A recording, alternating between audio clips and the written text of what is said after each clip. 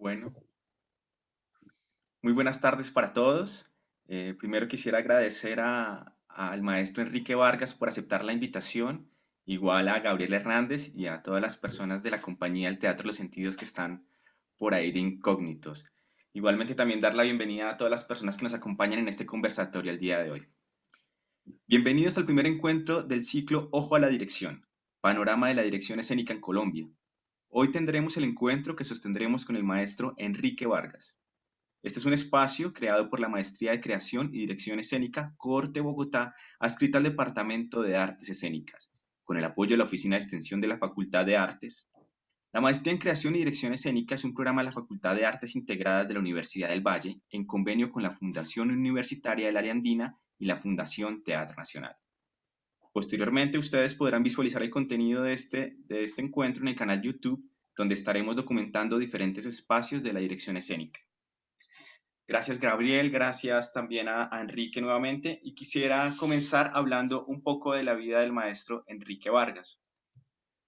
Enrique es dramaturgo, antropólogo, director del Teatro Los Sentidos, es constructor de juegos y también es creador de alma.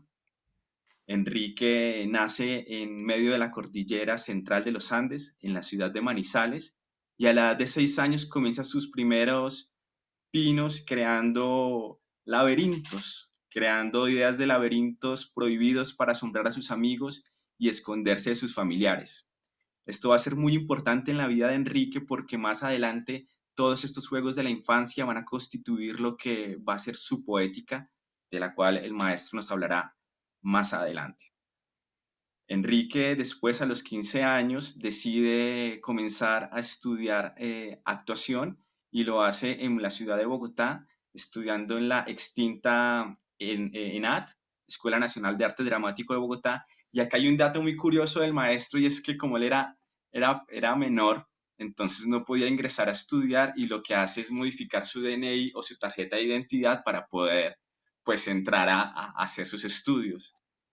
Más adelante también incursiona de una forma muy, digamos, para mí, cómica al teatro profesional y es que su maestro estaba dirigiendo una obra de teatro y hace falta un actor que no viene, entonces llaman al estudiante, que en este caso era Enrique Vargas, y casi que prácticamente lo empujan a la escena y ahí es donde digamos que incursiona también como actor.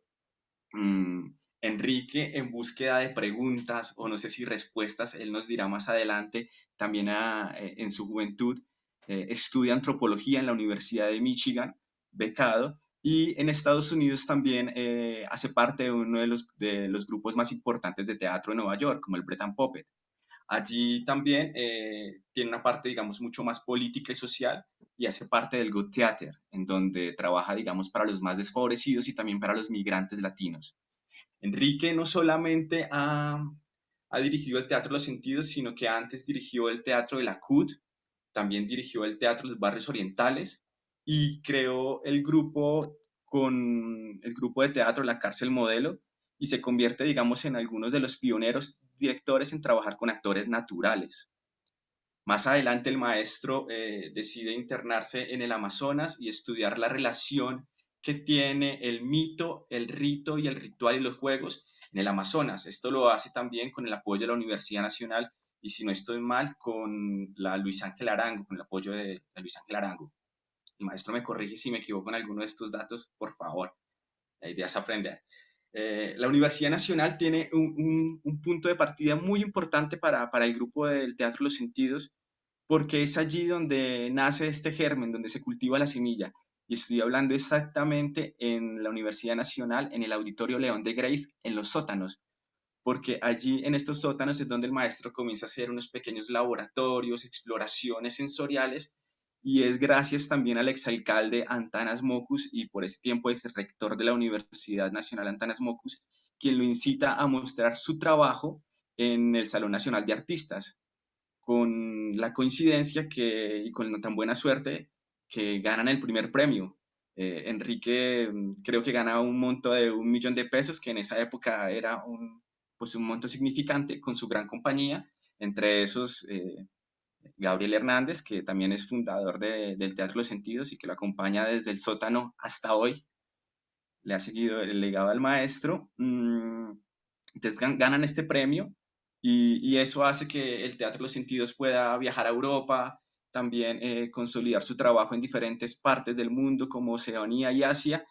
Y bueno, el maestro ha dirigido muchas obras, entre ellas, digamos, El hilo de Ariadna, Oráculos, La memoria del vino, El eco de la sombra, El proyecto Habitantes, Pequeños ejercicios para el buen morir, Fermentación, El corazón de las tinieblas, entre otras. Actualmente la compañía se radica en Barcelona gracias al ayuntamiento en el Polvorín y allí tienen una escuela de formación, digamos, permanente acerca de la poética de los sentidos. Enrique también hace una parcería, como dirían en Brasil, con la academia y actualmente es el director del máster y del posgrado de la Universidad de Girona, que se llama Poética de los Sentidos, Lenguaje Sensorial y Poética del Juego. También quisiera invitarlos, aprovechando que estamos hablando de la biografía del maestro, a que conozcan este libro que se llama Ya todo está aquí, aunque no se vea, que lo escribe una amiga de Enrique y una comunicadora social que se llama, italiana, que se llama María Pagliani. Enrique, muchas gracias de nuevo por aceptar la invitación. Gabriel, de verdad, gracias por hacer posible este encuentro. Los abrazo desde la distancia, me alegra verlos. Y quisiera comenzar, maestro, y también Gabriel, para el que quiera contestar las preguntas, aprovechando cómo se llama este encuentro, se llama Ojo a la Dirección. Entonces, maestro, me gustaría preguntarle, ¿usted dónde pone el ojo en sus montajes? O la nariz. O, no sé, pasar un buen rato, verme reír, en no tomarme muy en serio, especialmente no tomarme muy en serio, no creérmela de mucho. Yo creo que todo tiene que ver con el sentido, con cosas que tengan sentido en un momento dado. Por ejemplo, en este momento en la Universidad del Valle, ¿qué tiene sentido? ¿Y a qué niveles? ¿Y qué tiene que ver eso con el teatro? ¿O no? Y te pregunto a ti, desde el punto de vista del teatro, ¿qué tendría sentido con la universidad ocupada por la policía? Y con el arte, con el oficio que tenemos.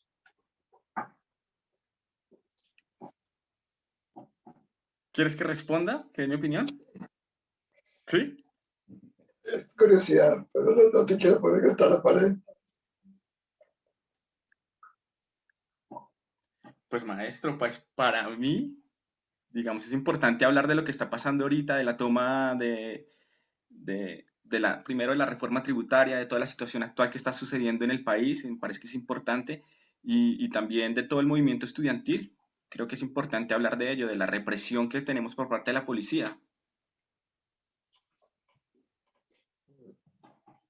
Sí, ese tipo de preguntas, aquí me están mirando mal los compañeros, me dicen, ¿pero cómo te pones a preguntar esas cosas? No, es que en realidad en cada momento de la vida uno se pregunta cómo lo que uno hace tiene o niega el sentido. Y la urgencia, el deseo de vivir.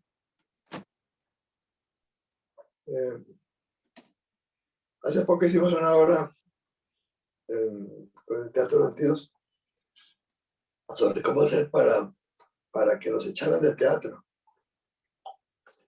Y hicimos el eco de la sombra. No, hicimos, eso fue Gabriel.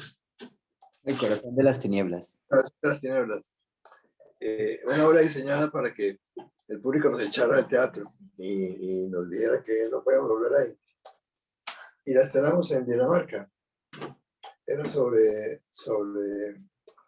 la masacre de los belgas en Congo. Y efectivamente, al final, en la mitad de la obra, una señora se le fue un paraguas, echaron del escenario. Y el público se paró muy, todos los daneses son muy disciplinados. Y nos echaron del teatro. Y eso es lo que queríamos. Y después decidieron que era la mejor obra que habían visto en ese festival. Pero nosotros estamos cansados con el almíbar y las obras azucaradas. Queríamos tocar fondo. Siempre respondemos a una pregunta, a un sentido, a un juego.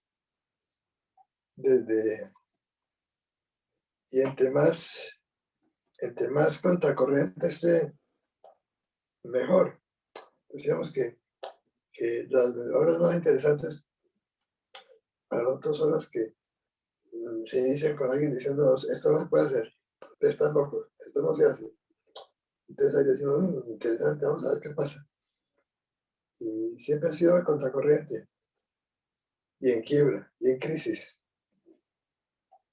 Bueno, no sé, estoy diciendo cosas que, si alguien me corrige, o tú, Julián, si alguien quiere hacer otra pregunta. Maestro, yo quisiera hacerle otra pregunta, o no sé si Gabriel quisieras complementar algo del No, maestro. no, muy bien esa introducción.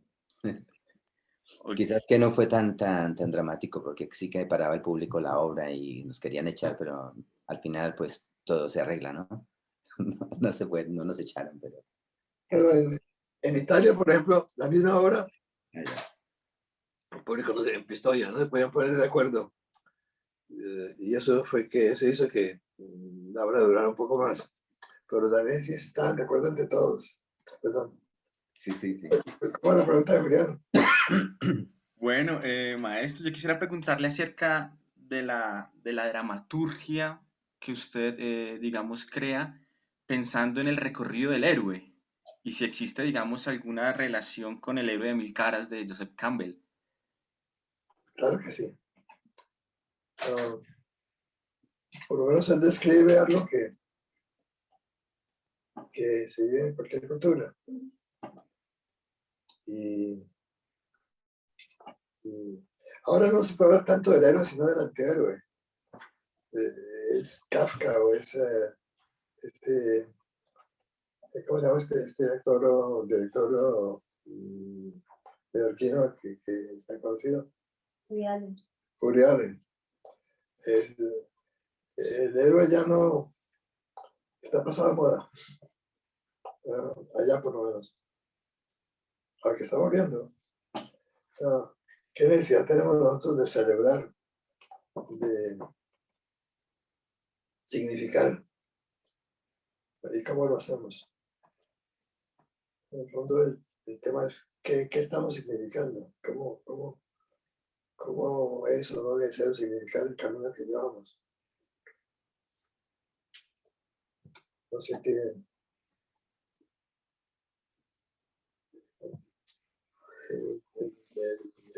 El final heroico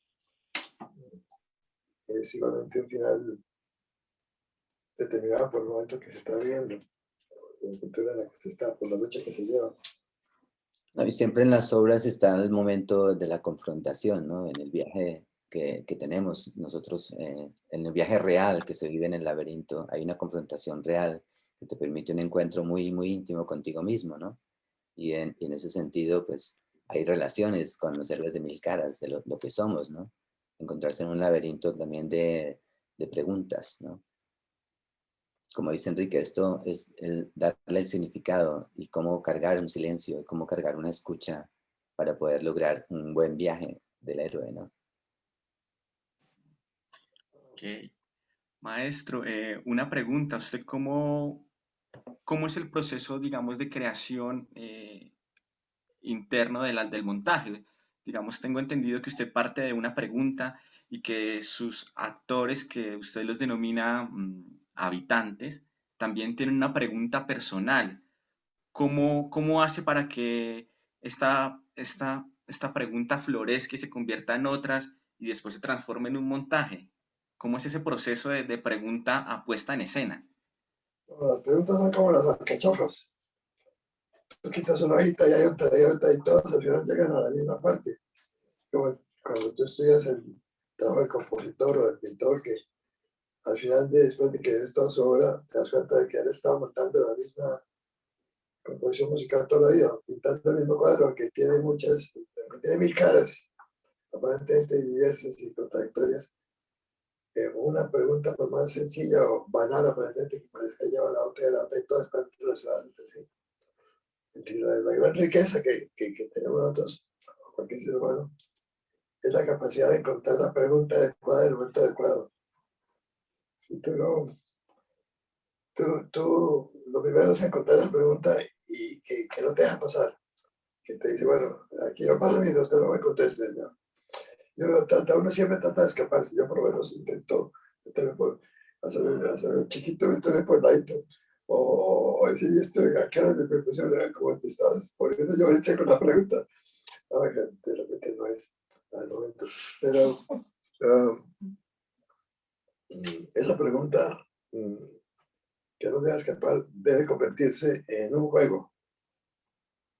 Y una vez que podamos jugar a la pregunta, ya hay una posibilidad de montaje y de una celebración o de una forma de compartir ese juego con un público. Pero la pregunta es, ¿qué tiene que ver la pregunta vital con el juego? Y la más grande que hay es la que tenga que ver el juego con la risa, con la burla de uno mismo.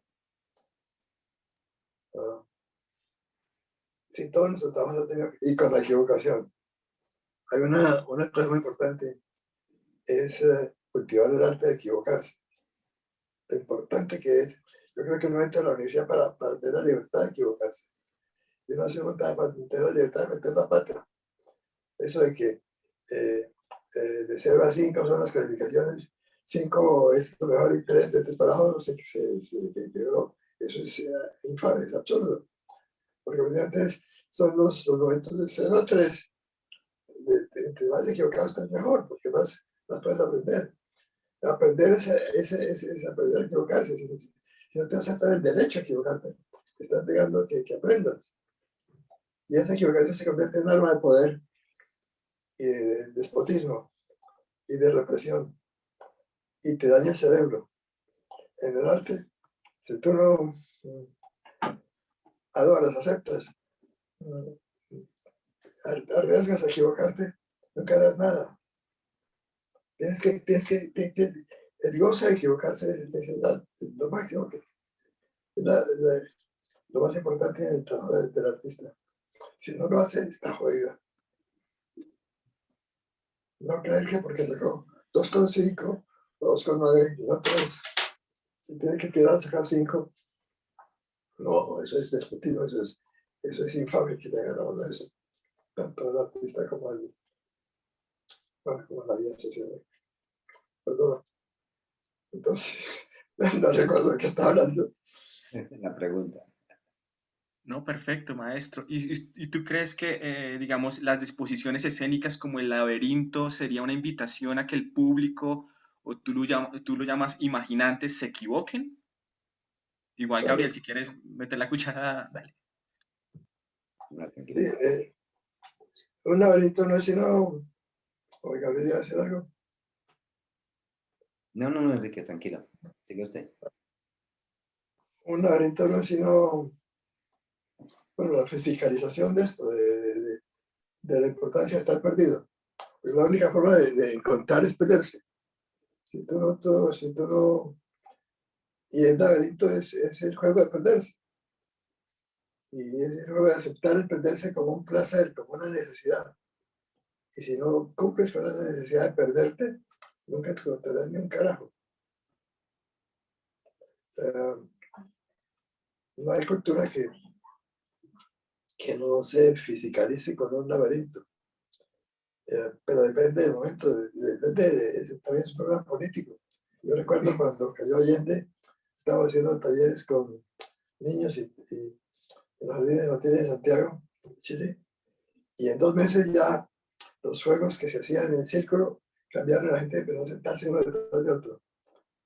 Y los juegos laberínticos que hacíamos se pasaron como de moda y la gente empezó a hacer juegos de eso.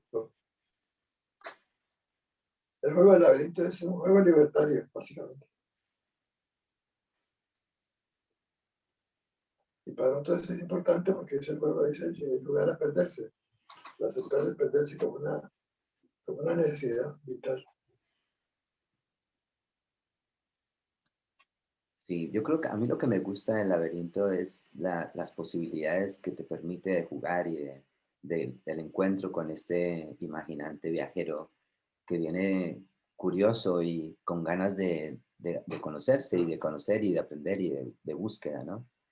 Yo creo que una de las cosas que Enrique nos ha inculcado y bueno, de hecho es lo que estamos trabajando más es el no perder el asombro. ¿Cómo no perder el asombro? La capacidad de asombrarse. Y el laberinto, mal que bien, es una herramienta muy útil para crear esos momentos de curiosidad y de asombro que te permiten a ti reconocer también eso en ti mismo. No sé si el laberinto es como, se vuelve parte de ti, a pesar de ser algo que tú vas viajando con cierto temor, porque ya la metáfora del laberinto como algo de miedo, que ya tú entras con esto, ¿no? Como una marca. Y lo importante que es encontrar la poética dentro de esto y cómo tú al final del recorrido te haces amigo de tu miedo, en lugar de negar el miedo, viajas con él y en realidad disfrutas, que en cierta manera Enrique habla del equivocarse, y eso es una forma también de equivocarse, el no saber escucharse, el no saber escuchar al otro, porque quizás en el trabajo del laberinto se aprende mucho esto que Enrique también habla, que ya nos contará seguramente, el hecho de la escucha y cómo nosotros al estar hablando en realidad estamos escuchando, o sea, hablamos para escuchar, no para hacernos escuchados, sino para escuchar. Y el público viene a esto mismo también, a ser escuchado. Y esa relación se da perfecta. Con Enrique lo puede explicar mucho mejor. No solamente que si uno habla para que lo escuchen, ahí se acaba la comunicación. Yo debo, una obra de teatro es como una gigantesca oreja para escuchar, para que el público sepa que la obra es para escucharlos a ellos. Porque para que esa persona, el público diga, claro, yo, para que mientras está viendo la obra está sintiendo que le están hablando a él y a sus preguntas. En una conversación es eso. Si los dos no están escuchando mutuamente, no hay sino un infierno, los dos intentan hablar al mismo tiempo. Yo pienso que ese es el infierno, cuando la humanidad está llegando al final. Eh, será porque están todos hablando al mismo tiempo.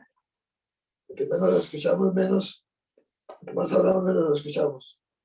Entonces uno viene en un café, en una cantina, en un bar, 3 personas, 4 sentadas en una mesa, cada uno tratando de que lo escuchen los otros.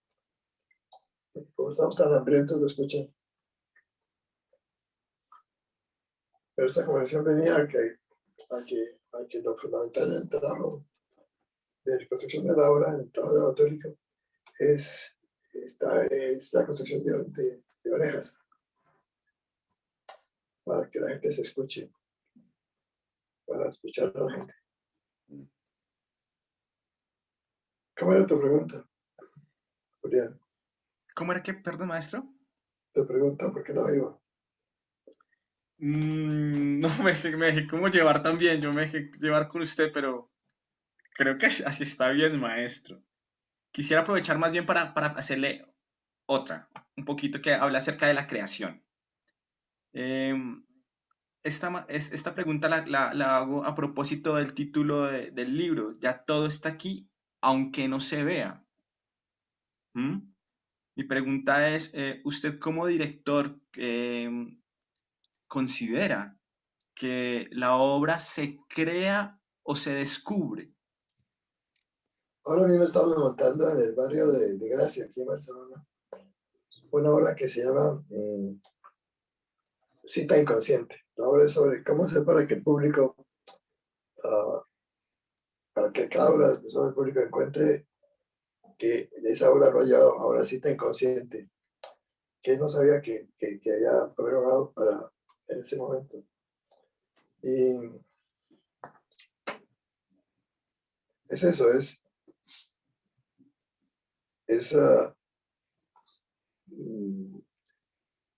que es una frecuencia de onda, como entender que nosotros hablamos como hace frecuencias, o como hace oscilaciones de onda con palabras.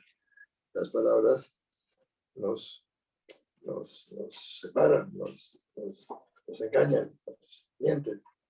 Realmente la palabra está hecha para mentir, para esconderse. Y rara vez, aunque sí ocurre a veces, para para poetizar, para comunicarse, que también excepciones las puede haber. Nosotros buscamos el silencio como una forma de cargar el espacio. Cuando estamos construyendo la obra, estamos construyendo silencios, construyendo espacios para significar el silencio, para significar la oscuridad. Y esos son momentos libertarios en la obra. Y cuando perdemos de vista que lo que estamos es construyendo silencios, empezamos a hablar todos al mismo tiempo y empezamos a pensar que la palabra es lo fundamental. Y ahí nos perdemos.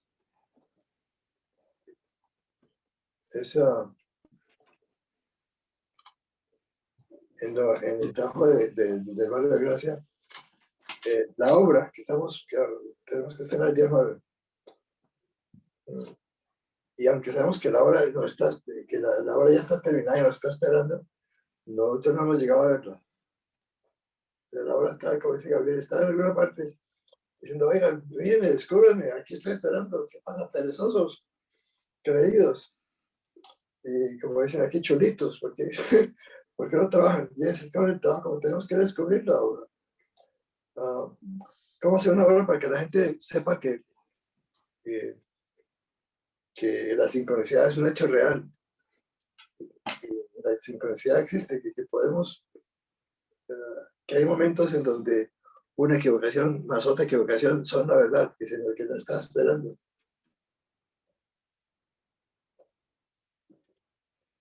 En el caso de Gracia, ya casi la tenemos de la mano, pero el día 9 estrenamos. El tema, como decíamos antes, en Gracia empezó porque la gente del barrio se quejó ante el ayuntamiento por el ruido, que el barrio era muy ruidoso, no podían dormir. Entonces el ayuntamiento le encargó a la Asociación de Arquitectos de Barcelona un estudio sobre cómo acabar con el ruido en el barrio. Los arquitectos nos hablaron a nosotros dijimos, bueno, nosotros no hacemos una obra sobre el ruido, sobre cómo acabar con el ruido, vamos a hacer una obra sobre la escucha, sobre aprender a escuchar, sobre el silencio. Y en el bien que empezamos a trabajar sobre qué era el silencio y qué era la escucha, pues saliendo este gran juego que es el que estamos haciendo ahora, en donde lo principal es el placer de jugar. Bueno, sabemos cómo está la obra, cómo queda la obra el día 9. Ese día por la noche ya les podemos decir que si funciona o no. Yo creo que sí va a funcionar. Pero el tema es que la obra de arte, el poema, tiene que llegar a un momento en donde lo más importante sea que el poema sea mucho más importante que el poeta. Un momento en que el poeta puede desaparecer, entonces tú sabes que tu misión es desaparecer. El poeta tiene que perderse y para darle paso al poema. Y en eso estamos. Ya recordé lo que... Ah, perdón, maestro. Sí. No, que ya recordé lo que me había preguntado y me perdí. Yo me perdí realmente. Yo quiero hacerle una pregunta acerca de la dirección de actores, si se podría llamar así en su proceso creativo. Usted, digamos, provoca que el artista, o digamos, en este caso, digamos, Gabriel, que trabaja con usted en la compañía, se pierda, o cómo maneja a los actores cuando están perdidos, porque digamos que esa es una de las grandes, digamos, dificultades que creo que todos los directores nos encontramos cuando el actor está perdido, cómo guiarlo, o más bien incitarlo a que se pierda y no renuncie, digamos, a ese proceso creativo, ¿no? Porque, digamos, lo más fácil sería abandonar, ¿no? Porque si el actor se pierde es porque el director está más perdido que él. Y es una buena... el problema está en reconocer que no está perdido. Y en entender que el actor el director no está para manejar o manipular al actor, sino para meterse hombro a hombro con él dentro del problema. Los maestros más, yo soy lo que soy, porque soy gracias a los actores con los que los que trabajo. Son mis grandes maestros. Mis maestros principales en mi vida han sido los actores con los que trabajo. Y gracias a la humildad, claro que una palabra muy importante. A veces es verdad que gracias a la humildad podemos aprender de nosotros mismos. Es estar hombro a hombro. El director, si se puede usar esa palabra, es alguien que está hombro a hombro con el actor y compartiendo las metidas de pata y sabiendo decir, oiga, si yo estoy perdido también, yo no sé qué hacer. Si no puedes decir que no sabes qué hacer, estás jodido. Porque estás en el papel de los médicos. El 95% de los médicos mienten porque no saben decir que no saben de qué están hablando. Es de pronto la profesión que más hipócrita, que más mentirosos tiene, la medicina. Pero no es la única. Bueno. Sí. Gabriel, yo quisiera preguntarte, aprovechando que estás aquí, digamos, ¿tú cómo trabajas la pregunta? ¿Cómo es tu proceso creativo, digamos, como habitante? Es que el teatro del sentido no maneja la palabra actor, sino es como habitante. ¿Tú cómo comienzas a crear a partir de la pregunta?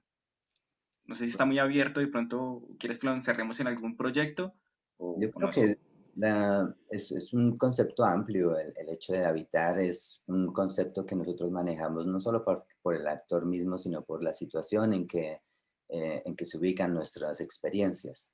Como sabes, en nuestro teatro no es un teatro de representación más, es una experiencia, ¿no? Es algo distinto a lo que sería la información. Es más como lograr encontrar otra forma de comunicarse con el otro, con otra alma, ¿no? Es otro nivel de comunicación, quizás. Yo creo que la pregunta, a mí lo principal es poder tener la capacidad de imaginar y que la imaginación sea como el detonador de todo lo que viene, ¿no? Mientras seas capaz de imaginar, puedes crear. Yo creo que cuando hacías la pregunta, Enrique, de cómo preparar a los actores, pues esta es una de las grandes herramientas que él nos dio, ¿no? Al inicio y siempre, o sea, mientras seas capaz de imaginarlo, la frustración no puede vencerte porque sabes lo que quieres una vez que lo ves, o una vez que lo tienes. Y entonces aquí viene el concepto de habitar también. Imaginamos un poco, bueno, trabajando desde la poética de Bachelard, cuando nos habla de la casa, y habitamos nuestra casa. Y en nuestro teatro, pues nuestros espacios son nuestra casa, es nuestro lugar. Sea el lugar que sea, lo hacemos nuestro, con historias nuestras, con nuestra propia memoria. Lo que no te da un margen de error, porque si te equivocas a ti mismo. Es como algo que no tienes límite de equivocación. Lo que sí que puede haber es límites de representación.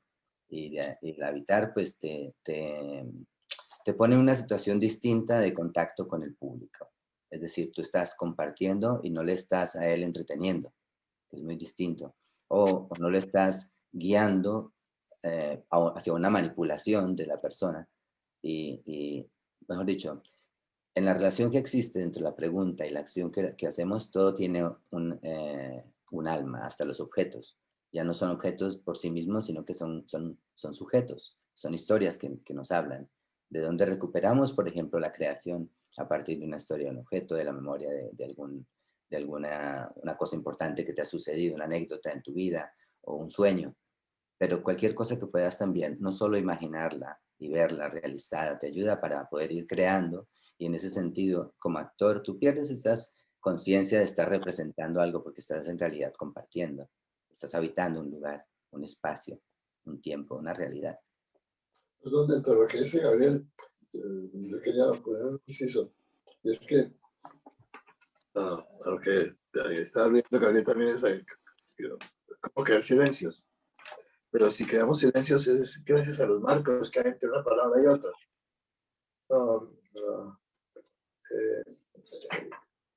En realidad, cuando decimos que lo fundamental es el silencio, que la palabra no es importante, estamos llevando eso a un extremo que podría crear confusión. las grandes obras de textos escritos solo entre comillas, solo palabras, crean silencios, solo que en diferente momento. Bueno, todos somos creadores de silencios. Y el trabajo de Bachelard va en esa dirección. Bueno, era eso. Es que dije, yo estoy hablando en contra de la palabra y realmente que si necesitamos a la pobrecita, también no sirve, para algo servirá. Pero, Claro que sí. pero sirve para, solo que en su momento y en su lugar adecuado, unos enfatizamos el silencio, otros la palabra, nosotros vamos. Pero lógico, una persona como Enrique, que ustedes sabrán que Enrique pues, es uno de los pioneros de la narración oral en Colombia también, y como narrador pues cuenta historias, y es hombre de palabra, y nos habla de la poca palabra. Muy loco. ¿Qué otras preguntas hay? Maestro, pues antes de abrir las preguntas como a los asistentes, al público que está aquí, me gustaría saber, digamos que, cómo usted maneja, pues no sé, corríjame si me equivoco, tengo entendido que hay como otras pequeñas subdirecciones dentro de la dirección que tiene usted y que algunos están encargados como de los sentidos en particular, como que siento que hay un director de la levedad, un director del olfato, un director del tacto. Por ejemplo, Julián, eh, tal vez la dirección más importante del teatro nuestro es la levedad. Yo sabes hacer ecos a veces. Entre más leves seamos, entre más frágiles seamos, más fuertes nos ponemos. Una obra fuerte es la obra más frágil. Y lo que hace el eco antes de un estreno es defender la fragilidad. Mira los libretos, pasa por las escenas y nos hace caer en cuenta de que somos pesados, de que estamos siendo unos hipopótamos ahí. Y cuando se entiende que lo fundamental es la fragilidad, tenemos una fuerza increíble y funciona. Hay un articulito interesante, un escrito de Italo Calvino sobre levedad, se llama 6 propuestas para el próximo milenio. Y tiene un mensaje sobre levedad que es interesante. Sobre eso escribí poco, pero no lo debemos olvidar. Y las áreas que cubren las políticas del espacio, las políticas del silencio, van todas en dirección a buscar la fragilidad, a quitarle peso, a no pensar que ahora tenemos que dar mensajes, y que ahora está para dar mensajes ideológicos. Y en la medida en que, como decía Calvino, que entre más intentaba él expresarse ideológicamente, más perdía. Y solo cuando aprendió a quitarle ideología, politiquería a sus obras, empezó a entenderse, entender cuál era su misión como poeta, como escritor, y a tener un papel. Él pudo llegar a algo al final porque entendió que tenía que quitarle peso y que podía hacer que las obras no se ideologizaran, que no manipularan. Una obra pesada, ideologizada, manipula. Hay un articulito también de Brecht, de Bertoldo, que en El Pequeño Organón, que habla de que la obra teatral no debe dar mensajes, llega al mismo punto. Se llama El Pequeño Organón, de Don Bertoldo Brecht. Otros directores son, en realidad, solo en el equipo, todos estamos orientando alguna área. En lo que dice Gabriel, cuando entendemos que nuestra obra es un juego también, y todos somos elementos parte del juego, entonces somos símbolos. Si yo entiendo que todo lo que tienes frente a tu mesa es un símbolo de un juego, todo está vivo. Y el gran enemigo tuyo es la literalidad nuestro. Si lo vemos literales, nos jodemos.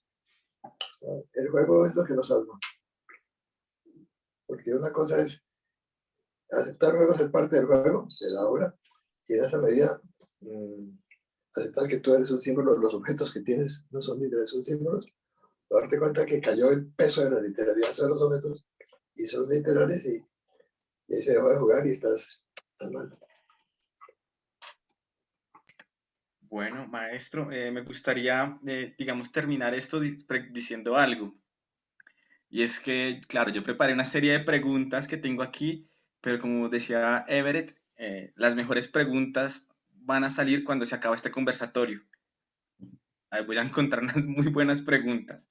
Eh, tengo que levantarme un segundo y cargar mi computador, pero quisiera preguntarle a usted qué piensa sobre esta frase que dice que somos un amasijo de miedos. Afortunadamente, porque detrás de cada miedo hay una alegría. El miedo bienvenido, siempre y cuando yo sepa que al otro lado no está la alegría. El miedo está bien, lo malo es no puede atravesarlo. Ahora mismo yo estoy muerto de susto del estreno del día 9. Pero ese medito me viene bien. Vamos a ver qué pasa el día después del estreno.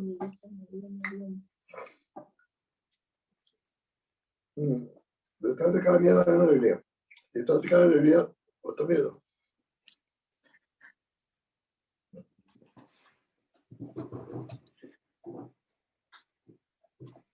Okay. Okay. Alejandro, no sé si abrimos entonces Pues, digamos, las preguntas.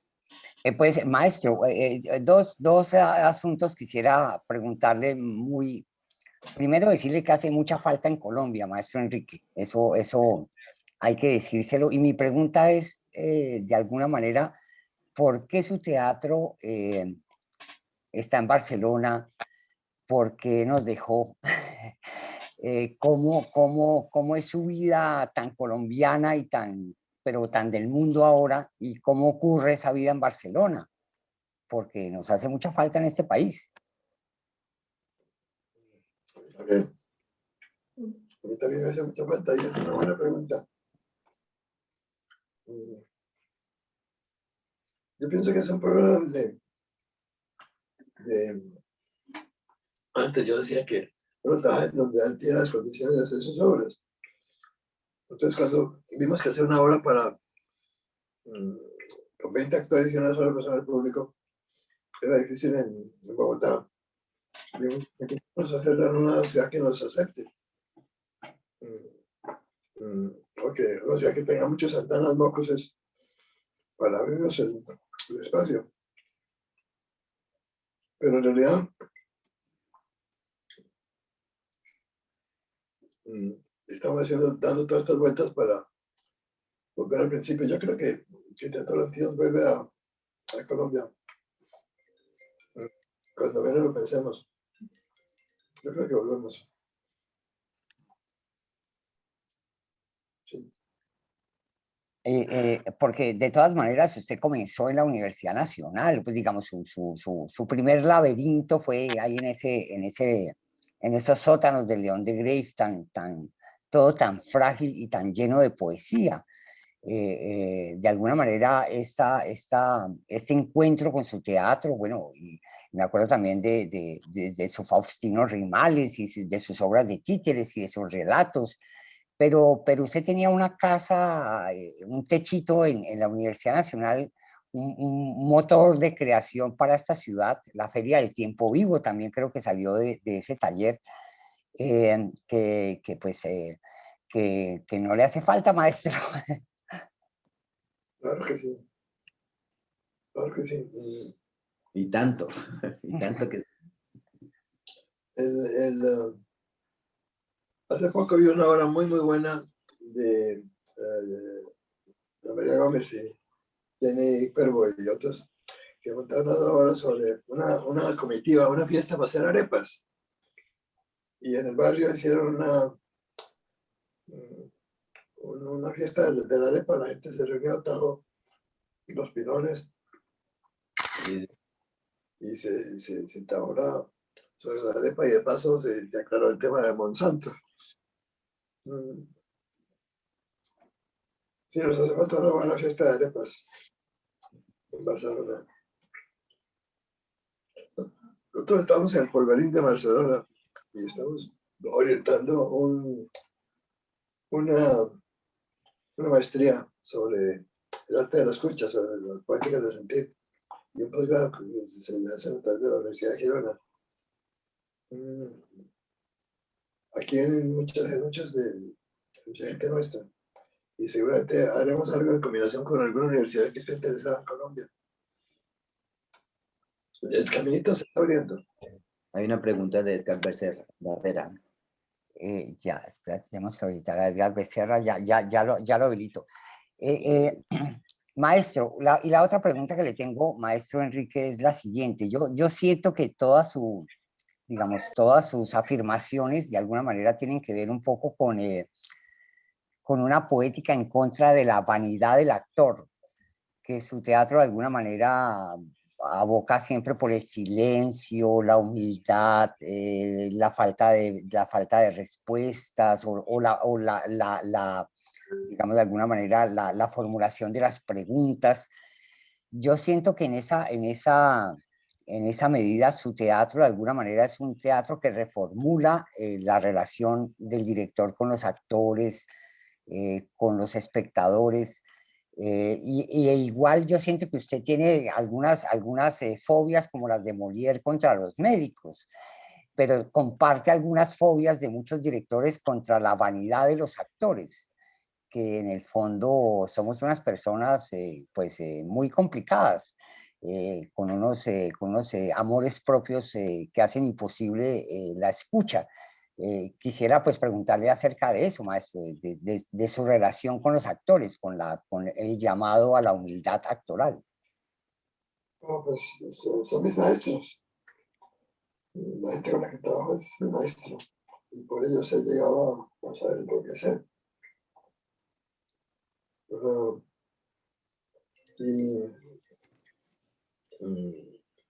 La falsa humildad es la peor enemiga. Y tiene que ver con el tema de la fragilidad y de la levedad. En este momento, mi gran tema es cómo poder burlarme de mí mismo, cómo reírme de mis pendejadas. Y ahora más que nunca, tengo 81 años, lo miro para atrás y digo, carajo, es un recorrido agua bajo el puente y las preguntas son más grandes que antes. Y las ganas de hacer obras nuevas más grandes que antes. Y cuando hay una compra que dice, en la puerta del cementerio me dijo una calavera, esto que a mí me pasó, esto le pasa a cualquiera. Y en eso estoy, pensando cuál es la relación entre la muerte y la risa. Y cómo eso nos da el marco. Y cómo el marco es lo que permite la humildad. Que tiene que ver más que todo con la berraquera, con las ganas de meterte en un día otra, de empezar otra vez, con las cosas desde el principio. De no creerte que las preguntas que respondiste hace 6 meses son las mismas de ahora. Sí, bueno, sí. Bueno, vamos a habilitar al maestro Edgar Barrera para que nos haga una pregunta al maestro. Igual los estudiantes de la maestría están habilitados para también participar con sus preguntas. Bueno, me confirma si me escucha bien ahí, por favor. ¿Sí me escuchas bien? Sí, señor. Bueno, no sé si nuestro maestro Vargas puede observar aquí, estamos en pleno momento con un plato de lentejas, un aguadecate, y con el joven maestro Jorge Vanegas, este sinvergüenza. Hombre, yo quiero decirle primeramente a este joven maestro que nos está hablando acá, al quien aprecio y desde ya le digo que le amo y le respeto por aquella sospecha de que tal vez vamos a morir algún día, querido maestro, que nos hablas desde allá. Desde siempre he seguido un poquito la ruta de tus palabras, ese teatro de los sentidos, y de verdad que me parece muy interesante. Ojalá escucharas a este joven Puche que te dice regresa a Colombia, que Colombia te necesita. Yo te hago ese llamado a tus huesos, a tu corazón, a ese universo interno que vos tenés. Hombre, regresate a Colombia. Sé que esto por acá es duro, pero pensá darte una vueltica por acá. Y bueno, eh, desembocar en una pregunta, querido maestro. Eh, ¿Cuál es tu herida en este momento? ¿Cuál es aquella pregunta que tienes allá en tu momento más silencioso y que nos contaras un poquito de ella? ¿Cuál es tu herida?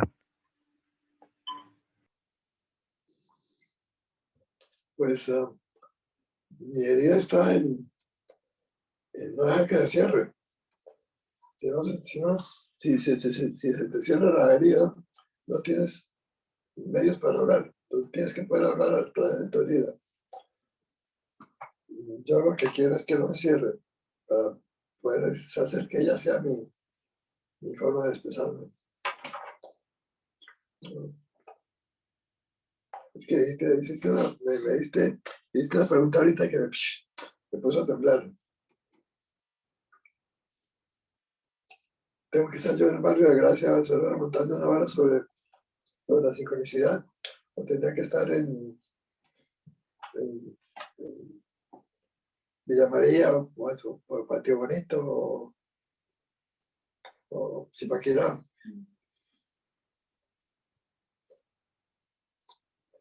No es tanto de que un sitio sea más importante que la sociedad, donde puedo ser más útil. Como llegar a Patio Bonito o Villa María y poder colaborar con un trabajo allá y no estarme 2 o 3 años intentando conseguir un sitio en donde ensayar, con quien trabajar. Es más poder trabajar, poder encontrar medios para no quedarme por ahí parado mirando el chispero. Es más eso que otra cosa, poder trabajar.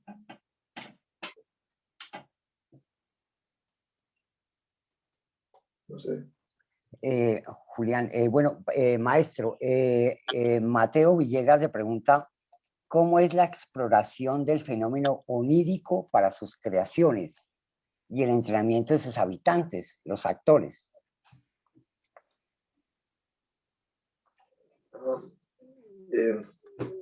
Yo creo que el teatro o es un juego o no es nada. Y el origen del teatro está en el juego. No es cierto que haya la historia del teatro y la historia del juego. Es mentira, lo que es la historia del juego y dentro de eso el teatro. Si el teatro no se puede jugar, entonces no puedes adquirir la dimensión mágica que te habla al universo. Y tú no puedes jugar, no puedes ser parte del cosmos. El cosmos no puede hablar a través de tu corazón. O eres un gran jugador y en esa medida te conviertes en un símbolo, o no eres nada. Tú puedes ir tan lejos como vaya tu pregunta, como vaya tu símbolo. Y eso te permite jugar a ser parte del universo. Es el juego que nos permite dejar de ser Enrique Vargas Ebra, 17 de lo que dice el 86, el nombre burocrático de lo que soy en palabras o en formas mucho más arrogantes. Está dado por el marco de la pregunta del juego. Huizinga es un autor, escribe un libro que se llama Homo Ludens, que muchos de ustedes conocen. Yo lo recomiendo. Por decir algún título, muchos. Nos orienta hacia cómo el juego debe estar en primera línea. Una obra que no se puede jugar es una Es una mierda. Un trabajo que hacemos en el taller nuestro con frecuencia es tomamos cualquier obra y miramos cómo desnudándola, la obra tiene una estructura lúdica de juego. Siempre la relación entre el juego y las obras clásicas o aparentemente convencionales es un buen estudio. Es imposible ver la creación sin sentirla como un juego. Imposible, digo yo, con mi pendejada.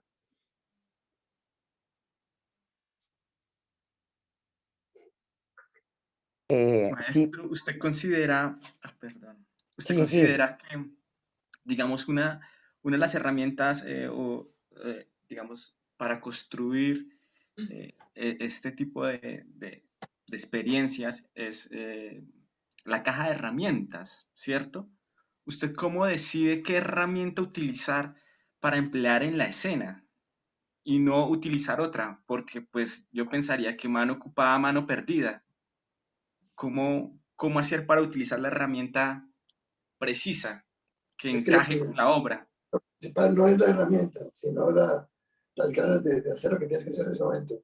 Tú estás frente a un tubo roto y está saliendo el agua. Tú agarras lo que tienes a mano, lo más necesario. O sea, la herramienta está llamada, decía llamada de la necesidad del momento, que te dice, aquí hace falta un grito, aquí hace falta un salto, aquí hace falta esto. Entonces, viene porque te llamó, porque tú estás creando algo que para crear cualquier cosa tú necesitas herramientas. Y es la creación la que te pide la herramienta usar. Claro, es posible que digas, no, hay una herramienta que usan que hacen pantomimas, otra la que hacen los cantantes, y otra la que hacen los músicos. Y no, de pronto el músico lo que necesita no es un piano, sino arcilla y barro. Y lo que necesita es agua para lavarse las manos. Pero esto es tu obsesión creativa la que te descubre la herramienta, no al revés, digo yo.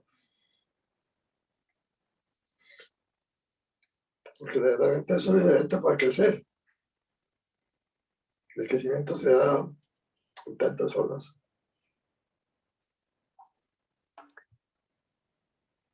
Y hasta quisiera aprovechar para preguntarle esto, para usted, ¿cuántos sentidos hay? Esto es como una pregunta que me lo embarga uno desde la primaria, o a mí me tiene embargado desde la primaria, y pues usted que es el director del Teatro de los Sentidos, tengo que preguntarle eso. ¿Cuánto Pues tiempo hemos vivido engañados? ¿O cómo es? ¿Cuántos sentidos tenemos? a eso te les decía 5, pero eso ya pasó. Y seguimos usando la fórmula aristotélica por convención. Pero no es que haya 5, 6 o 7 sentidos o 10. Hay un solo sentido, pero con ventanitas.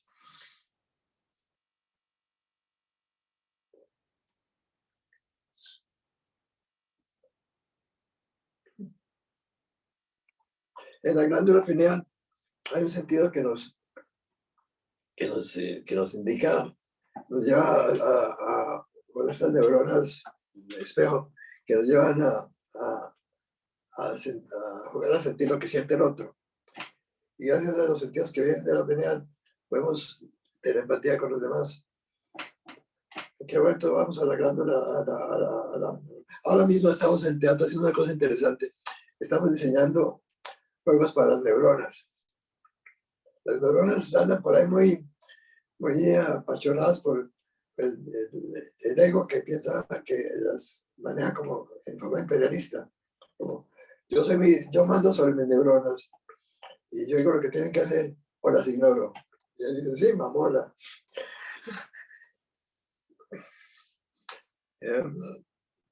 ¿Cómo hablar con las neuronas de tú a tú? ¿Cómo ser humilde con ellas? Y hacer que ellas y escucharlas. Y no quedarnos, la memoria, toda neurona, por lo más humilde que sea, tiene su memoria, tiene su conocimiento, tiene su misión, tiene sus juegos, sus miedos. Y es tan importante como el ego más grande de estos contenedores que somos nosotros, no somos unos contenedores para neuronas, para que ellos vivan su vida. Y para que no las neguemos. Entonces, la razón por la que Gabriel y todos estamos diseñando juegos para las neuronas y respetándolas, y por lo menos intentando hablar con ellas de tú a tú, y no como imperialistas, es la de entendernos más humanamente, respetando a lo que no sabemos que ya sabíamos, con humildad.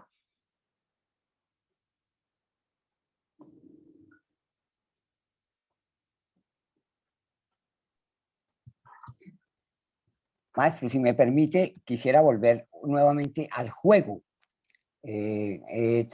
Conozco a un gran director de teatro que se llama Mikhail Butkevich, un ruso que tiene muchas cosas sobre el teatro de juego, y comparte con usted algo que es muy bonito, que él dice que el juego no se sabe qué es, el juego es una noción.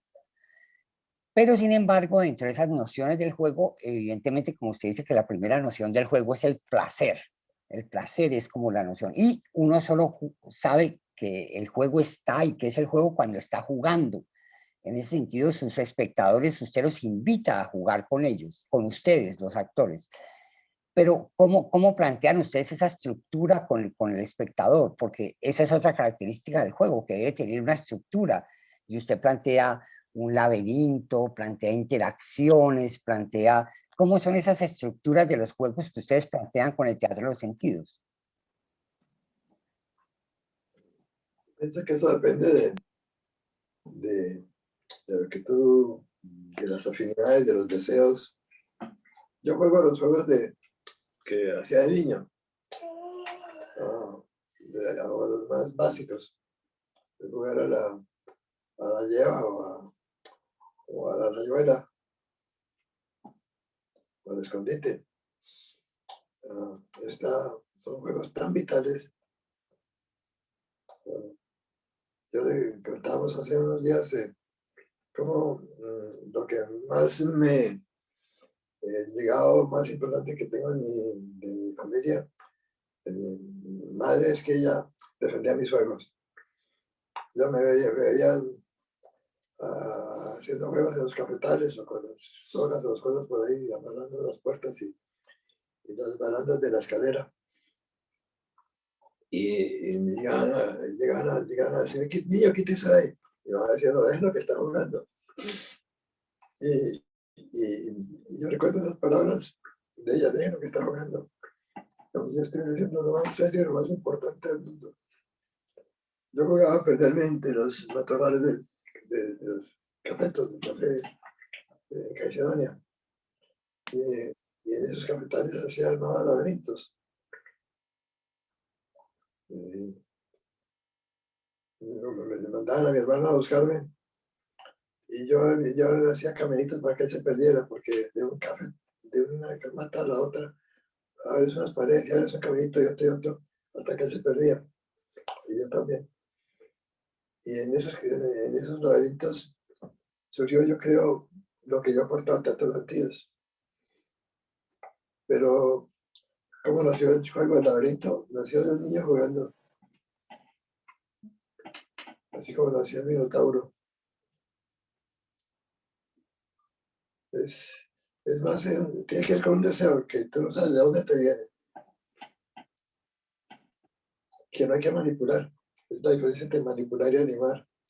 Tú estás animándote y animando que manipulando. La manipulación es externa. Viene afuera, la animación te sale del alma.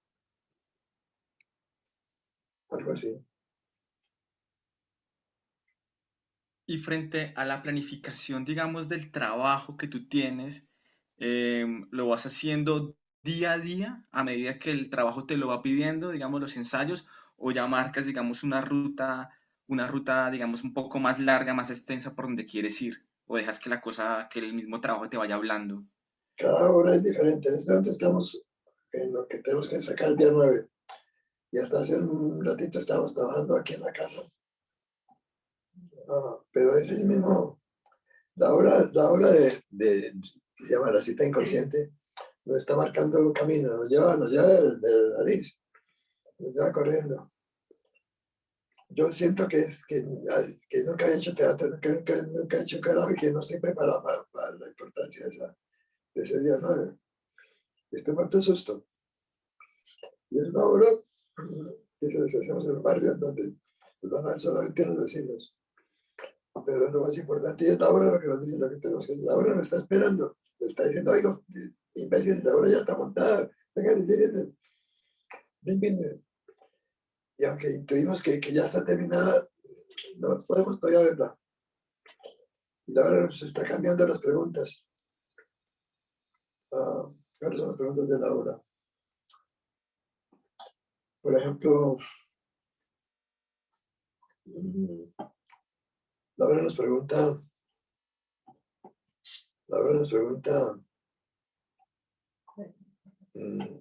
nos pregunta qué escuchamos nosotros. ¿Qué se escucha realmente en la calle? ¿Por qué tenemos miedo de escuchar la calle, que la calle hable? Y detrás de esa pregunta hay otra y otra y otra. Tal vez son las preguntas las que nos marcan la pauta. Y es la obra la que nos dice qué hay que hacer. La obra tiene su lógica, no es que primero está la dramaturgia estructural, cuál es la contradicción principal, dónde están las tensiones. Claro que es importante saber cuáles son las tensiones. Pero primero está la pregunta que la obra hace sobre algo que lleva a las tensiones, pero no son las tensiones. La obra sobre la tensión o la estructura simbólica viene después.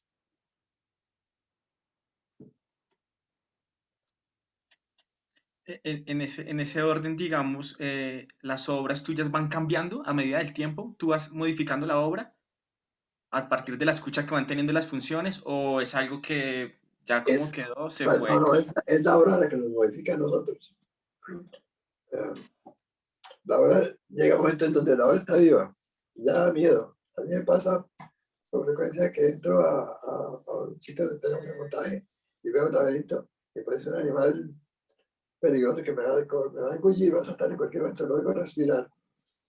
La obra, y estoy firmemente convencido que llega un momento en donde la obra está viva, es otro ser vivo con toda seguridad. El espacio del teatro es un espacio donde nos encontramos los vivos con los muertos. Por eso hacemos teatro lo hacemos para que los demás allá, que lo que más quieren es que lo escuchemos, y los demás acá, que lo que más queremos es escucharlos a ellos, nos encontremos, los de allá y los de acá. Y el teatro es un medio que nos inventamos para encontrarnos, para entender que lo que más queremos es escucharnos el uno a los otros, los unos a los otros. Cuando lo logramos, la obra vive. Y ese artefacto, esa estructura que llamamos obra, está viva y coreando. No es. Ese es el juego, que da vida. Y que da el punto de encuentro, que es la obra.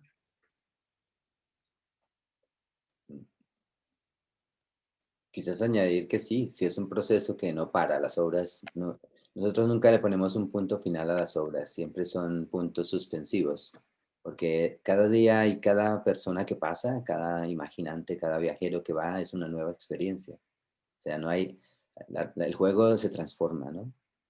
Y yendo más atrás, ese es el resultado, pero al inicio de todo es con la pregunta que tenemos, es también cómo se convierte un juego en una experiencia, ¿no? Y a partir de eso vienen todos los razonamientos, vienen juegos, improvisaciones, trabajos de grupales o individuales, consultorías, bibliografía, videografía, etcétera, etcétera, etcétera, que nos va llenando, ir a entrevistas, ir a los lugares. He trabajado mucho con las memorias de los espacios, por ejemplo, que nos dan un contexto muy, muy importante para todo el trabajo que hacemos, ¿no? Entonces, cómo el espacio te dice, el espacio te habla, y es allí donde también empiezas a construir a partir de su memoria y a partir de la memoria del lugar de este espacio, o sea, los otros, ¿no? El encuentro contigo, con el otro y con el entorno. Y todo esto son elementos que van aportando a que la obra pues nunca termina, sino que es una obra en crecimiento y en transformación continua. Entonces todas las experiencias nuestras no son obras que se cierran, sino al contrario, son obras que abren y que abren más preguntas. Y muchas veces, pero muchas, quizás cuando entras a las experiencias sales y no entiendes qué pasó. Algo ha pasado en ti, pero no lo reconoces. Y es al cabo del tiempo que empiezas a entender, ¿no? Que algo ha sucedido, una pequeña Y, transformación. y es eso lo que Gabriel dice, lo que nos lleva a pensar que una obra es también un medio del cual uno se sirve para trabajar sobre uno mismo. La obra que hiciste en ese momento error que tenías que hacer en ese momento. Y la obra te enseña a recitar un mantra, a mirarte a ti mismo, y es un instrumento para trabajar sobre ti mismo. Si no ves la obra como un instrumento de trabajo contigo mismo, estás perdido. Perdón. Y digamos, frente al vestuario, el maquillaje, los lenguajes no verbales, digamos así como la luz y todo este tipo de cosas, eh, tengo entendido que cada actor propone como, digamos, en medida su plástica, pero después, ¿cómo haces para unir todo esto, todos estas 20 ideas, estos 20 cuadros en un solo juego, una sola experiencia y que todo tenga como una unidad estética y plástica? Es el momento que estamos ahora con la obra del 9. Es el momento en que estamos. Perros y gatos.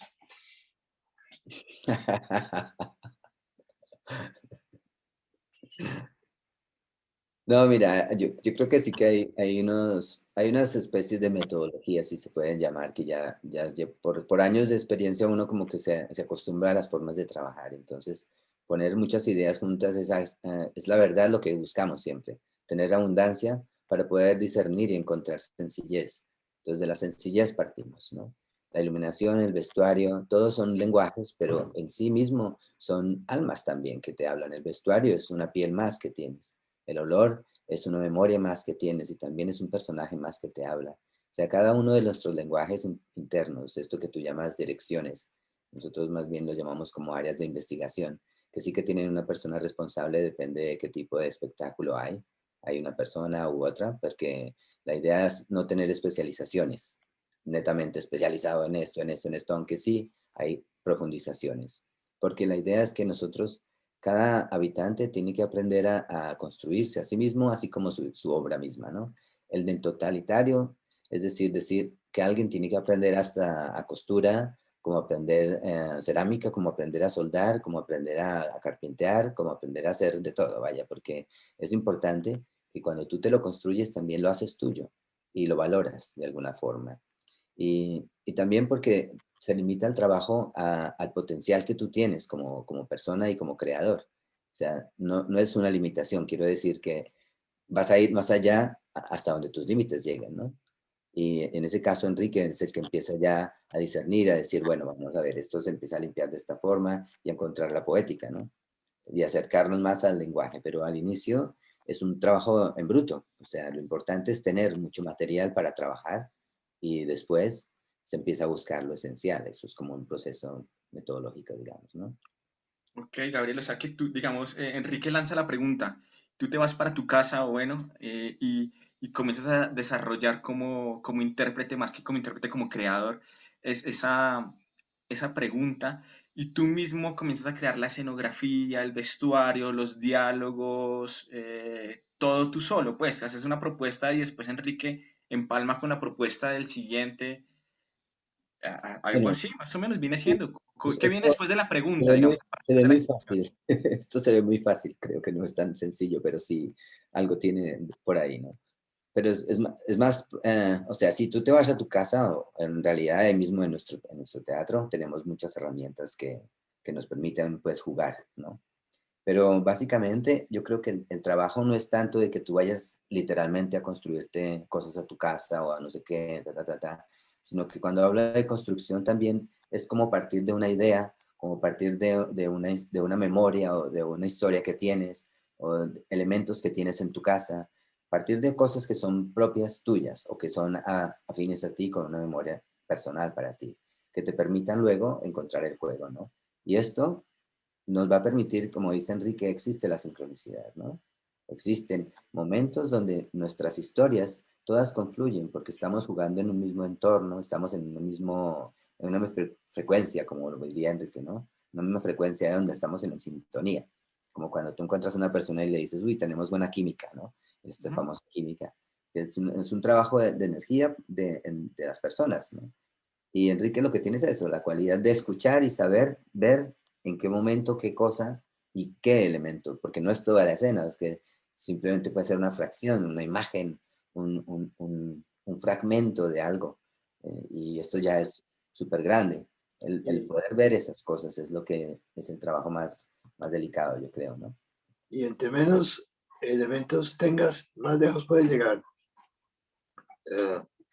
Eh, entre más elementos técnicos y más artilugios tengas y más realidades virtuales puedas manejar, más afuera te quedas. Lo más mágico que hice en teatro yo, o que haya yo contribuido a hacer, ha ocurrido cuando no hay nada. Cuando tenemos que inventarnos milagros que salen de la nada. De ahí es que sale la magia de encontrarte desnudo.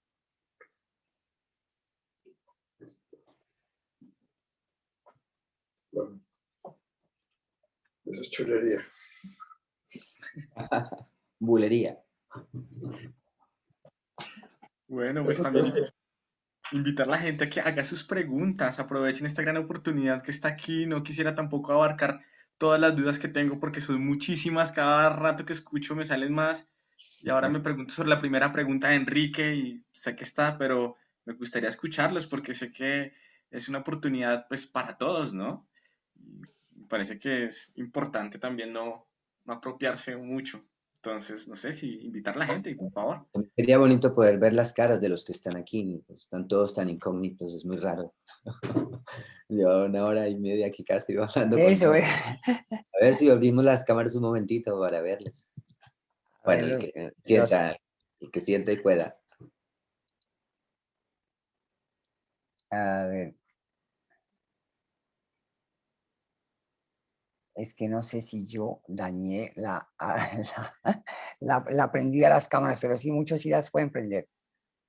Eso, ya llegó Rosario y regala, mucha gente Mira, llegó. por fin.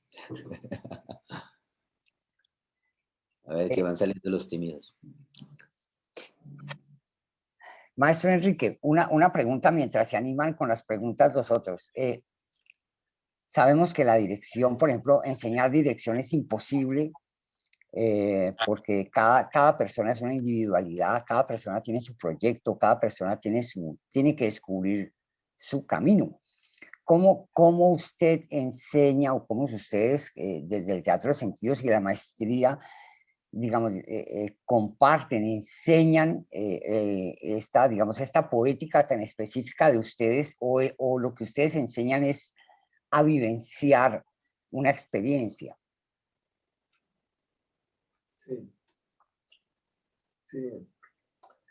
Es otra chulería que se me sale. Es la de pensar que todo viene de la necesidad de aprender. De una palabrita que es mágica, es la curiosidad. ¿Por dónde me pica más? ¿Por dónde me da más curiosidad? Y más necesidad de aprender alguna cosa, o más necesidad de aprender. ¿Y cómo aprender hombro a hombro? ¿Cómo no pretender llegar al grupo de estudiantes o de compañeros con respuestas bajo el brazo? Yo puedo aportar sin hacer tan hombro a hombro en la búsqueda. Somos búsquedas y algunos tenemos más o menos experiencia en que hemos sido toreados de más plazas. Pero no quiere decir eso que tengamos la respuesta. Yo pienso que es el trabajo fundamental es el de unirse hombro a hombro con el grupo de compañeros, compañeras que necesitaron a trabajar con ellas hombro a hombro. Y es en esa medida en donde encuentras el sur, encuentras la orientación de la brújula. unos soles por aquí, entonces eso ya orienta al grupo. Y una vez que hay un sur común, es como una unidad de grupo, porque se orientan todos, nos orientamos en la misma dirección. Es más, es un instinto. El instinto no es sino conocimiento, sabiduría absoluta, sabiduría inmediata. Es instinto. Es placer. Es la verdad. ¿Dónde está la verdad? ¿Dónde está lo sur? No eso, sino lo sur.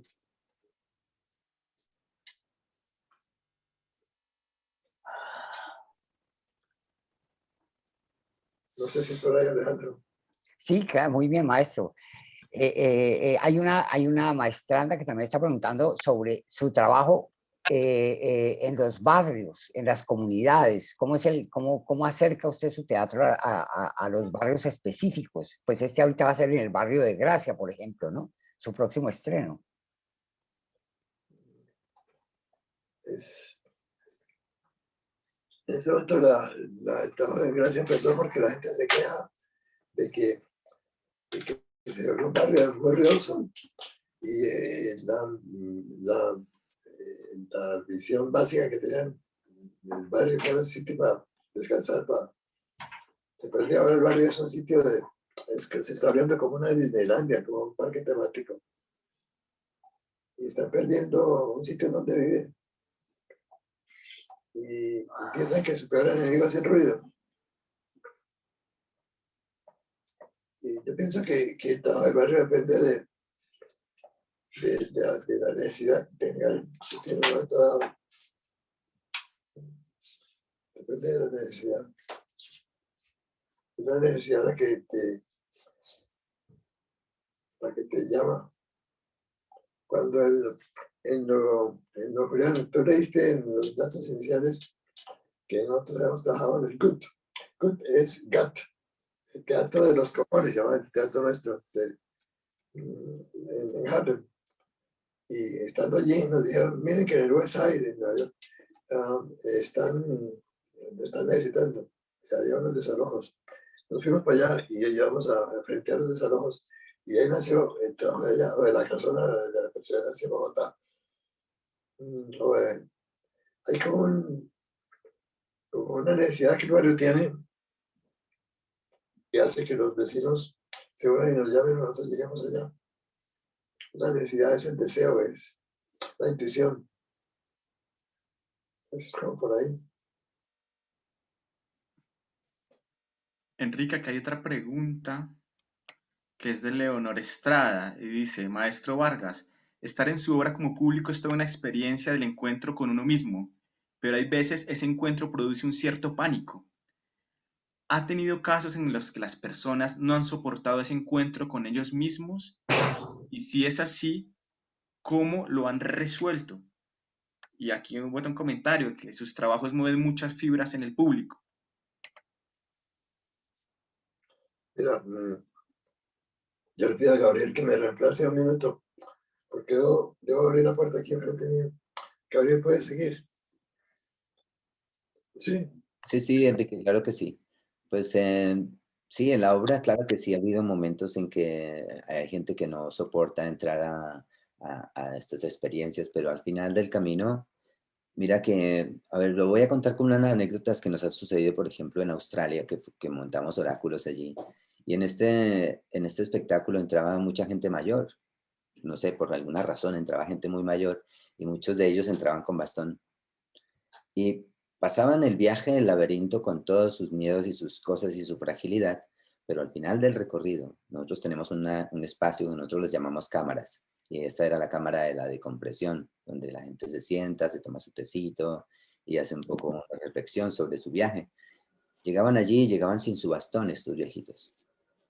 Y era impresionante de verlos caminando, llegar como normal. O sea, la gente, el habitante que estaba en esta cámara solo veía gente normal llegar y pues, tranquilos, un poco frágiles, pero bien, súper bien. Y ellos después de un rato de estar allí sentados preguntaban por su bastón, que en dónde lo habían dejado, que no sé qué. En medio del camino se les olvidó que tenían que ir apoyados, porque es importante. La memoria del cuerpo estuvo trabajando. Los ha movido más la curiosidad y el juego, que su capacidad de pensar en su imposibilidad, en la incapacidad de moverse, ¿no? Pienso que uno se pone muchas cosas en su cabeza y los miedos y todas estas cosas. Yo creo que el trabajo de nuestro es precisamente acompañarte en este viaje para que tú descubras esto y puedas tú mismo llegar adelante a pasar tus miedos o tus alegrías, ¿no? Como dice Enrique, siempre detrás de un gran miedo hay una gran alegría. Lo bonito de esto es saber, el salir del laberinto o salir de la experiencia, que salir con otro encuentro, con otra energía, ¿no? Gabriel, tú, bueno, pues ya lo dices, pero ¿tú consideras que este teatro se podría llamar terapéutico o que tendría, digamos, aspectos de este tipo de teatro terapéutico? Bueno, ¿cuál no lo es? Pero sí, en realidad nuestro teatro, pues, no que sea terapéutico, pero sí que puede ser una gran terapia. O sea, si tú, esto nos lo han comentado mucha gente que dicen que entrar por el hilo de Ariadna o por alguna de nuestras obras es como tener 200 horas de terapia con un psiquiatra o no sé qué, con psicólogo. Porque la mejor terapia es esta, ¿no? Porque estás trabajando para ti, no hay nada más. Sí que puede ser un teatro terapéutico, ¿por qué no? Puede ser. De hecho, en nuestros estudios, en nuestro trabajo, vienen muchos terapeutas a tomar nuestros cursos también, pero vienen físicos, químicos, doctores de otras disciplinas, abogados. Es que este lenguaje es la locura porque todo tipo de persona puede adquirir este conocimiento y utilizarlo en su propia disciplina, que no es una disciplina meramente teatral, es una disciplina que te da herramientas para tu vida, para un crecimiento personal, para muchas cosas que transforman, ¿no? Y te mueven, como dice nuestra amiga aquí, que no recuerdo su nombre, mueve fibras en todos, ¿no? En nosotros y en el público. De eso se trata. ¿Y ustedes realizan algún tipo de, digamos, de ejercicios espirituales o de algunos, sí, como alguna preparación previa antes de entrar a la escena? ¿Cómo es eso? Cuéntanos ya que se fue Enrique. ¿Cómo Bueno, es esa preparación, digamos, de ustedes nuestra antes? religión es el juego. Nuestra religión es el juego y la preparación es meramente, bueno, hay mucha preparación física también, porque la condición física es muy importante. Solo que no es una condición física donde nos vamos a tope, así como en los circos o no sé qué, pero sí hay unas condiciones de movimiento y de preparación del cuerpo muy importante. Y luego, pues, tenemos entrenamientos de equipo, coreografías de equipo, y siempre estamos trabajando en grupo. A veces individualmente, pero mayor parte del tiempo es trabajo colectivo, ¿no? Y preparación de cuerpo y trabajo de mesa también, mucho. O sea, hay muchos estadios, sí. Pero no es que haya una religión que nos ponemos todos juntos aquí y tal, pero sí tenemos nuestras sesiones de yoga, sesiones de meditación, nuestra sesión de preparación de cuerpo, que todo esto son herramientas que nos van llenando claramente. Ah, pero esas se las hacen en grupo. Sí, en grupo. Yoga y meditación, por ejemplo, eso lo hacen en grupo. Sí, y hacemos talleres también, hay gente del grupo que son especializados, expertos en estas cosas, y hay gente amigos del grupo también, que tienen sus escuelas y, bueno, se comparte mucho. Es un lenguaje que es muy afín a todo esto, ¿no? Gente de mindfulness están todavía interesándose muchísimo en nuestro lenguaje también, y doctores de la neurociencia también están interesados en cómo se está integrando este arte con la neurociencia y cuál es la dirección que puede tomar esto, ¿no? ¿Cómo se puede utilizar esto? La ciencia y la tecnología para el teatro y para este tipo de teatro sensorial, ¿no? Y por eso Enrique hablaba, estamos creando juegos para las neuronas, sí. En realidad estamos descubriendo que hay muchos juegos de los que hemos adaptado eh, como teatro que tienen mucho que ver con nuestra conciencia de las neuronas, ¿no? Y del tratamiento que le damos, ¿no? En qué posición nos ponemos frente a ellas, etcétera. Ok, vaya. Bueno, entonces esperemos a que llegue el maestro. Yo creo que para despedirnos, mientras tanto, pues aprovechemos a Gabriel, que está aquí. Gabriel, yo no pude hacer una introducción, no sabía que venías a acompañarnos, Yo pero tampoco. Yo venía a acompañar a Enrique solo más, ¿no? bueno, Gabriel, ¿y cómo ha sido el empalme, digamos, del lenguaje con la academia? Porque pues eso me parece a mí llamativo, uno cómo han hecho eso, cómo les ha ido con ello. Bueno, tú sabes que el grupo desde que nace es un grupo que ha sido de investigación permanente, ¿no? Entonces eso nos ha servido mucho de herramienta para formarnos y poder formar a otros, de poder transmitir este lenguaje. Y pues a través de los años, en cada sitio donde nos hemos presentado, hemos logrado crear laboratorios donde formamos actores que luego hacen parte de las obras. Y esto, por ejemplo, en el trabajo con el barrio, que estaban haciendo una pregunta antes, cómo nos trabajamos con la comunidad. Nosotros nos acercamos a ellos a través de talleres y de experiencias que les conducimos para poder con ellos llegar a crear experiencias colectivas también, ¿no? Entonces, bueno, esos son como unos de los pasos que tenemos, ¿no? Y se me fue la línea que iba a ir. No, fresco, Gabriel. ¿Y usted ya han hecho obras online, digamos, vía Zoom? Pues yo sé que Mira, tú como director, aparte, digamos, has hecho experiencias. sí. Y digamos, Nelson también y Fabián, bueno, que son como de los creadores, pero digamos, Enrique se ha acercado a este tipo de lenguajes, ¿ya?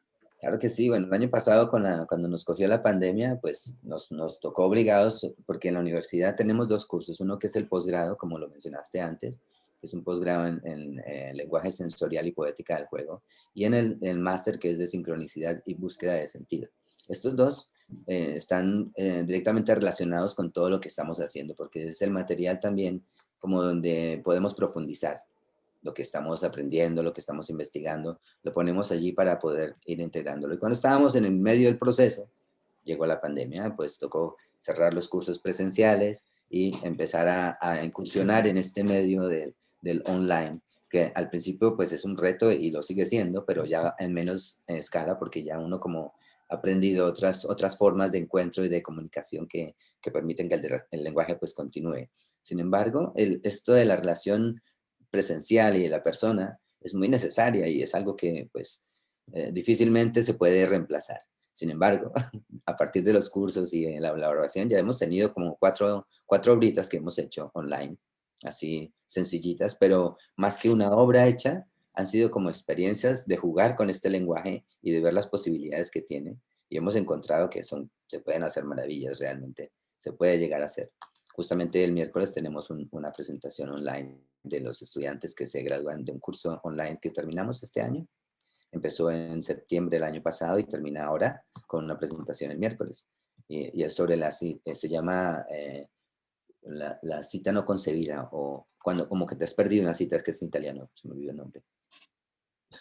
Porque Ok. el miércoles lo presentamos, sí.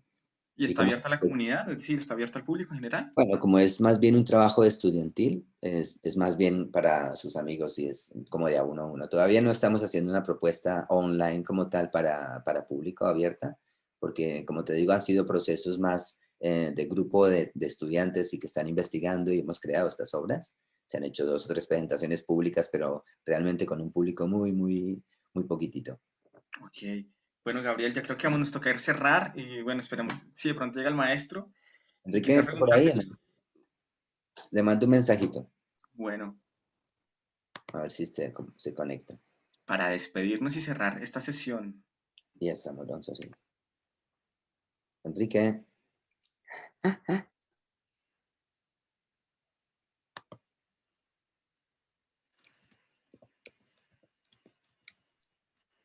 Se perdió en el laberinto de Mira. internet. Ok, que se tardó un par de minutitos. Está ocupado. bueno. Entonces aprovecho mientras llega el maestro para seguir hablando contigo, Gabriel. Ok. ¿Ustedes creen que ustedes son, digamos, los pioneros de este lenguaje? ¿Se podrían considerar Hombre, así? ¿Autodenominados claro. los pioneros del lenguaje o no? ¿O Sí, qué, yo creo que o qué hay sí. de antes, que Entonces, antes? esto es muy, muy, muy, muy difícil de decirlo, pero en realidad, como dice Enrique, es un poco falta de humildad, o bueno, no sé. Pero sí, en realidad, por lo menos lo que nosotros hacemos como Teatro Los Sentidos es una cosa que es muy novedosa y única. O sea, yo de momento no he conocido a nadie que trabaje en un lenguaje como lo estamos haciendo, aparte pues de la gente que ha tenido mucha formación con nosotros y que, bueno, ya sabes, tenemos grupos de gente, una red internacional de teatro sensorial muy, muy buena y muy válida que está haciendo cosas muy lindas por el mundo. Y pues sí, yo creo que esto por lo menos es un punto de referencia para el teatro sensorial, sí.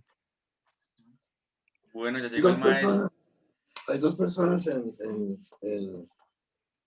el Valle que son muy importantes para nosotros, que nos han enseñado mucho. Son dos maestras, Ana María Gómez y Jenny Cuervo. que están haciendo un teatro que quisiéramos aprender nosotros y que ustedes seguramente conocen. Y con ellas aprendimos de la hora de las arepas y muchas otras. Y ahora voy a trabajar con ellas. ¿No? Y hay una tendencia a nominar y por ejemplo, se habla de qué es el teatro sensorial. Tal vez no nos deberíamos meter en esa pregunta ahora, ¿o sí? Claro, es ahora. Yo pensaba que no hay tal cosa, que el teatro sensorial no existe, que lo que hay es buen teatro y mal teatro.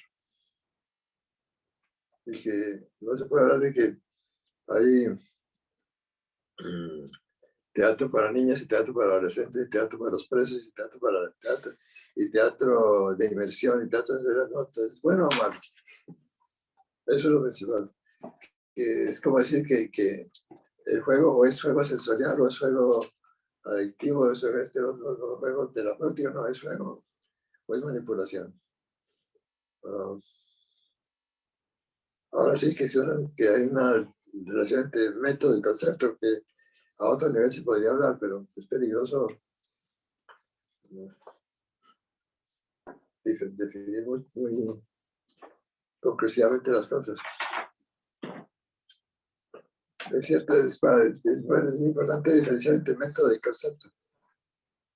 Perdón, Gabriel, no sé qué estaban hablando antes, pero no quiero meter la pata. Bueno, no, pues Enrique, estamos hablando un poquito de los orígenes de que si ustedes se concebían ustedes mismos como los pioneros de este lenguaje. Como igual el estilo de teatro que tú o Alejandro hace o cualquier otro. Tiene su estilo, él es él, tú eres tú. Y tú tienes tus meteoros de pata y tus... Y es cierto lo que Gabriel dice, como nosotros no hay más gente porque somos individuos, no somos robots.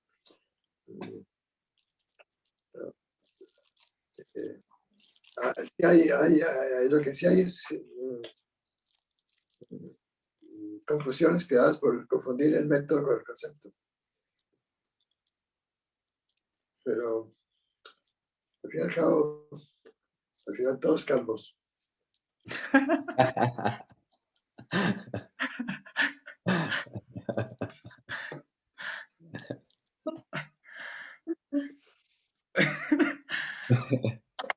Así es.